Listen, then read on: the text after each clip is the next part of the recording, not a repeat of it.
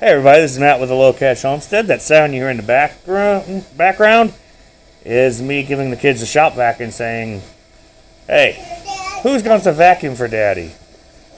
You got the water for me? Awesome. Will you set it down right there, please?" So here's the thing. These are the VioSun heat mats. They come in this box and they're rolled up, and I've had trouble getting them. That's the garage floor, yeah. Hold on now, Katia. Let Daddy talk for a minute, okay? The problem I have is that they're rolled up in this box, and I've had a hard time getting them to stay flat. These cutting trays have like no weight to them. It's just perlite and peat moss. So I actually took some little barbells and these ankle weights that I wear around sometimes when I start feeling like I might be fat to hold it down. We got it plugged in, and then they're filling up some water bottles for me to wet the mixture down again. I tested this last night. It did start to heat up. I'm just trying to get them to lay flat so that I can get them in the box. Do what now? What about the Minion book? You can look at the Minion books, but I want you to take your turn vacuuming. Tell Haley to turn the vacuum off so we can. Oh, good. Okay, so we're back. They brought me some water. I showed you this last night, right? Yeah, I did. We're gonna do it again. I'm gonna run the bottle out probably.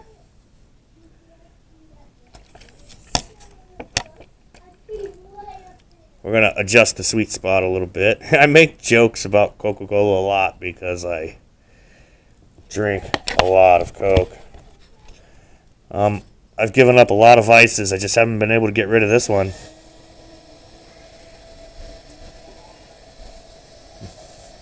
I don't have the controller for the heat mats, not yet. We'll probably have to get that a little later on. And I got to get these things flattened out enough where I can get them in the heated heat mat box. Or the heat mat hotbox. But with these cuttings, I'm just really trying to keep them moist and get them going. Yeah, baby. I am watering in some tree cuttings. What are you doing? Watching you? Yeah, it's good to watch Daddy, isn't it? Why do you have the lid on there? So that all the water doesn't come out at once. I'm trying to make it kind of like it's raining.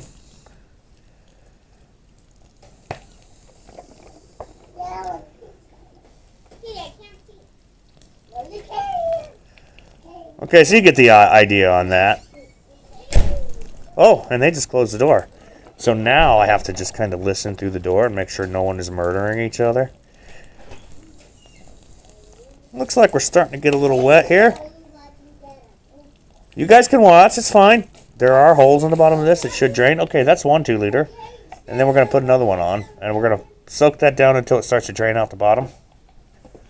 And the sides, these got holes punched all through them. This is Matt with the Low Cash Homestead. Thank you very much. Have a good day. Hello everybody, Matt with the Low Cash Homestead. We've almost got our little hot boxes tidied up.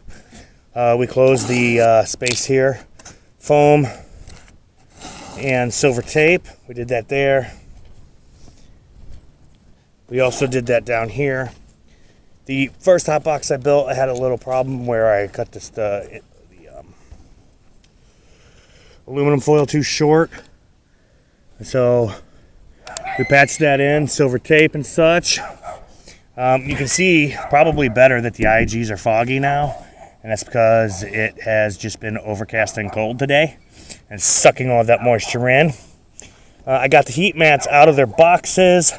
They are in the garage testing. One of them is heating up the willow and locust cuttings that we did, or the locust cuttings we did, and then the willow cuttings that we bought from the state conservation house. This is what I was talking about. You can see it now that it's cooler and it's sucking. You can see where the glass is separated as well. But you put that up, and it's sucking the moisture in. I'm hesitant to put the mats in here just yet because tonight and tomorrow we got a little bit of a warm up coming, following or during, I should say, 2 days of torrential rains. Of course, see, we got water built up here.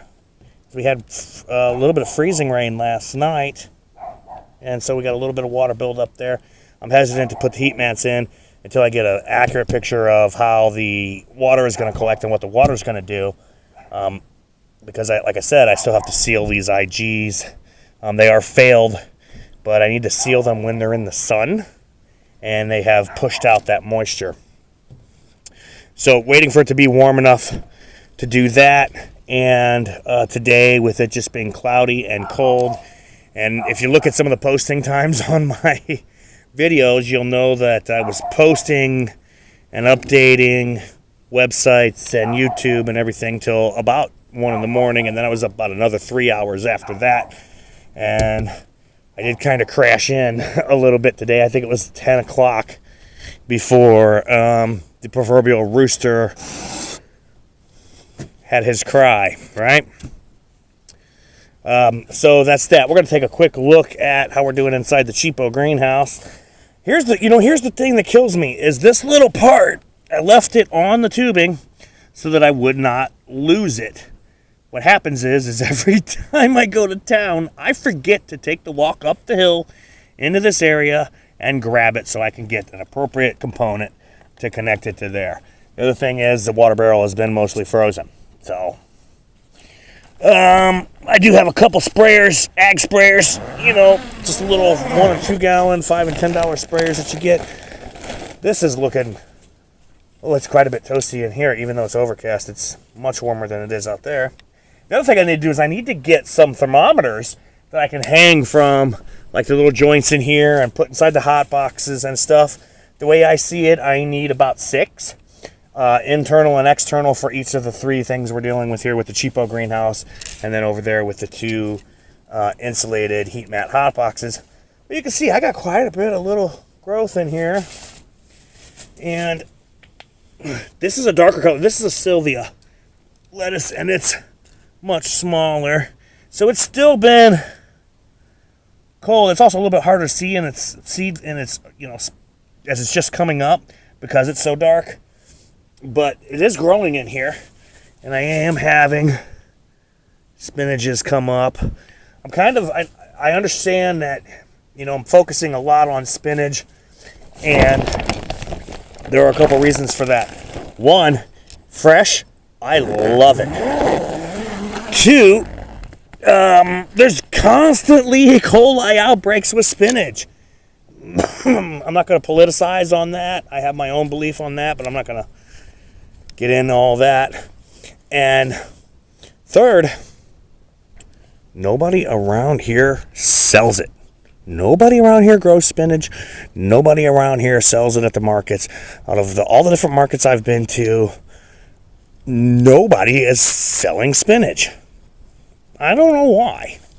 So far, and I have to admit that I have a lot less experience with spinach, except for microgreen type spinaches.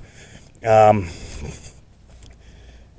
have a lot less experience bringing it full term than I do with microgreening it, but I'm really, really concentrating and working on the spinaches because no one around here sells them. Anyway, this is Matt with the Low Cash Homestead. That's an update for today. Thank you very much. Hey everybody, Matt with the Low Cash Homestead. So I brought in more materials as well. The cow manure and compost, the potting soil, the mushroom compost, and this woody potting mix that I like here. And I think, I made a video of it, and I'm not sure exactly what happened to it. I got a couple more bags in there. But I've got this cedar chest here.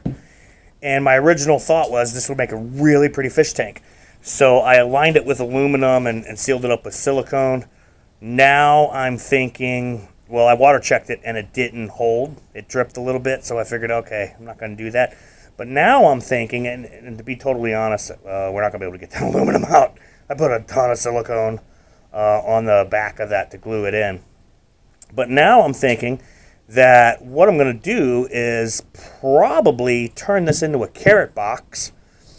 And I've had some successes with carrots in the past that I grew them just for me. And sometimes they grew and sometimes they didn't. And since I've been out here, the soil is so heavy that I think to amend it to, large production of carrots. Wait. I think to amend it to produce large amounts of carrots is probably going to be cost prohibitive. So I'm going to use this box.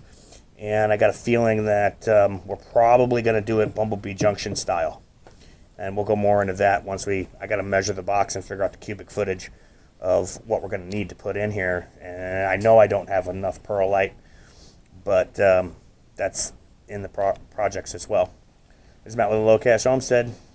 Thank you very much. Kind of wish the camera was on during that. Okay, so we've been testing the heat mats. They seem to be working. I had a problem with them not wanting to flatten out. But as they heat up, that seems to be less of an issue. We covered our mix here with some of the tree packages. As I didn't get to that because the trees came. And once the trees came, it was like, oh, gotta go, right? That's just how it is. We'll straighten that one back out as it warms back up or roll it back up, either one. So we soaked these in, and man, this it's nice and light, but by the time you water it down, it they'll stiffen up enough to keep the tree starts in there. This is Matt with the Low Cash Homestead. Thank you very much.